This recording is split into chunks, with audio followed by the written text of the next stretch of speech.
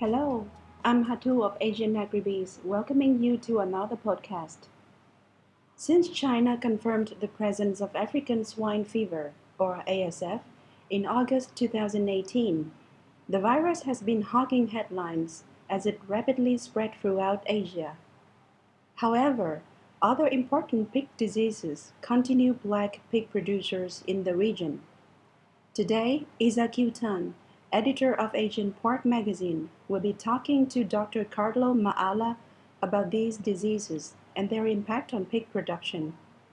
Dr. Maala is a graduate of veterinary medicine from the University of the Philippines at Los Baños. He is currently the Senior Technical Services Manager on Swine for Asia of Boehringer Ingelheim and is a member of the Philippine College of Swine Practitioners. Hi, Dr. Maala. Thank you for allowing us to talk to you today. Shall we get on with it? Since it emerged in Asia, ASF has basically put other diseases in the background, but we know they're still there. So, besides ASF, what are the most economically important diseases that are currently affecting producers in the region? I can only comment what we have seen in the field and what reports we have been receiving through our field veterinarians. Porcine reproductive and respiratory syndrome, or PRRS, is still quite prevalent in some farms. Porcine circovirus disease, with all the good vaccines in the market, still continues to be a threat, especially the subclinical form. And the third one would be enzootic pneumonia, which continues to rob the farms of those precious growth potential. How do they compare to ASF in terms of impact to operations? While ASF is on a league of its own, with either a total decimation of the herd or the farm needing to be fully depopulated, PRRS, porcine circovirus disease, and even enzootic pneumonia alone or most of the time as a disease complex co-infections are even worse since they are lingering in the commercial pig farms even before ASF. First, and PCVD affects both reproductive and fattening performance, while enzootic pneumonia affects the growth rate and feed efficiency. Can you explain this a bit further? Why do they linger? Can you please give me estimates on how much these three diseases could affect pig operations, especially if they're not addressed properly? You also mentioned that you'd rather have a disease that has a very fast onset rather than a lingering one. Can you explain why? Where there are several reasons why these diseases tend to linger. One is, of course, in Asia, single site farms and similar setups promote the continuous circulation of viruses and bacteria, mostly from older animals to younger animals, and even in some cases, reinfection of older animals by infection of the younger one. And in terms of impact of the disease, for example, for PRRS in the US, they have already estimated that at least about $600 million are being lost in the farms because of PRRS in a year, and that roughly translates to about $30 per sow, or roughly around $15 per piglet estimate. In the Philippines, there were previous publications of prevalences in terms of PRRS, and it ranges depending on which region you're talking about, from 70 to 80% of the herds are exposed to the PRRS virus. Which existing and emerging diseases should producers be most on the lookout for? According to the last International Symposium on Emerging and Re-emerging Pig Diseases in Japan, 2015, I'm citing this because the one supposedly in 2019, it's a every 4-year event, was canceled, and so I'm only citing the 2015 one. Porcine epidemic diarrhea was the hot topic at that time. PRRS and PCV2 were at par with the number of abstracts as well, with PED as a benchmark of their importance. I see PRRS and PCV2 remain big concerns, as you mentioned, but you didn't include PED among these diseases. Is PED still a major concern for producers, or has it already been addressed?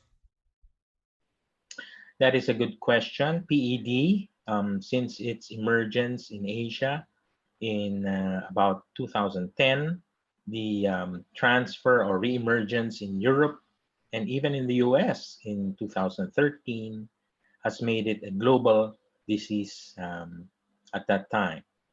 It is still a threat to the farms. However, it remains to be seasonal, if at most endemic in some cases.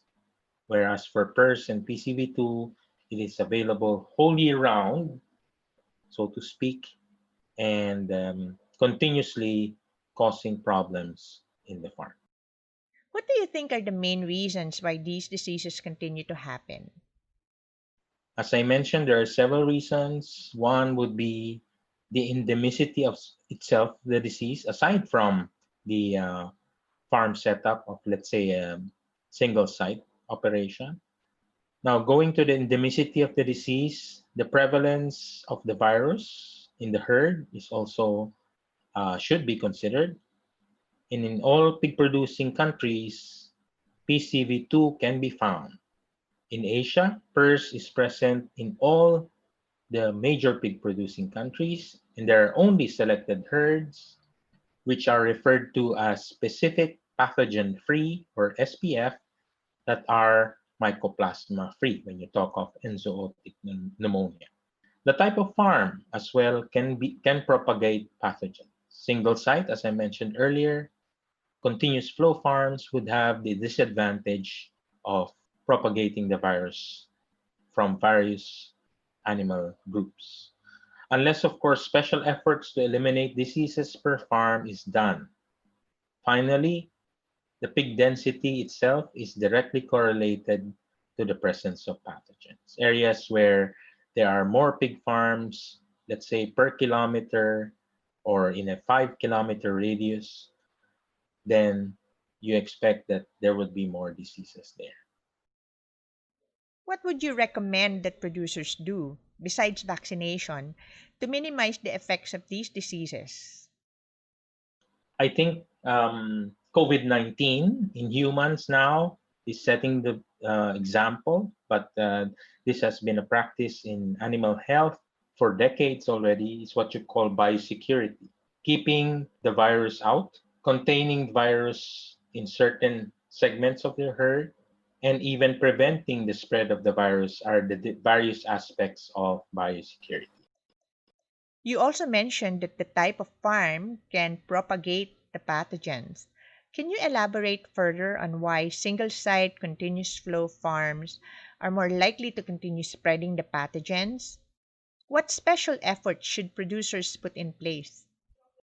In single site farms where you have the breeding herd, the nursery, and even the grow finish herd all in one site, you can imagine there is a continuous plume of virus and bacteria inside each section, and it can transfer not only within sections but from section to section. This is the advantage, let's say, of a two site or a multi site system where you're actually breaking the cycle of circulation. Now, in terms of single site farms, you can still somehow mitigate. I think the key word is mitigate the effects of the spread of the virus or bacteria by performing both external and internal biosecurity, keeping the virus away, preventing it from entering a farm, for example, preventing it from spreading from the breeder herd to the nursery to the growing finishing, are some of the efforts that are possible and are being done in order to mitigate, again, the spread of the virus in single cell. Many of these diseases are already endemic. Is eradication possible? If not, what are the realistic and practical approaches to address and manage them? It has been proven that elimination of diseases is possible. It has been published. There are a lot of case reports on it and a lot of testimonials on it. We have both anecdotal and published cases of these already, and we at Boehringer Ingelheim are also exploring eradication projects. This might be the next level for the numerous success stories we have been having with our producer partner. Can you give me some examples of these cases? Already, I know that some breeder farms have reported or published cases of eradication, successful on farm eradication. In the US, there is what you call the area regional control, and in certain cases, elimination. Now, this is a bigger aspect of elimination, not only on a per farm basis, but also on, let's say, a provincial basis or even a nationwide basis. Now, after the US, also Korea and even China are starting to do area regional control and in certain cases elimination if possible. Thank you so much for sharing your insight with us today, Doc Carlo, and we hope that we can talk to you again in the future. We've come to the end, and thank you so much for allowing me to share my insights with Asian Pork and all its listeners for today. Thank you very much. So, even as ASF continues to ravage the region, pig producers cannot ignore the other diseases that continue to threaten their operations at times in subtle ways. Good recording and vigilance will always pay off. We hope you enjoyed this podcast. You can download this as well as other podcasts from our website at www.asian-agribees.com to share with colleagues. Once again, this is Hatu of Asian Agribees saying thanks and inviting you to join us in our future podcasts.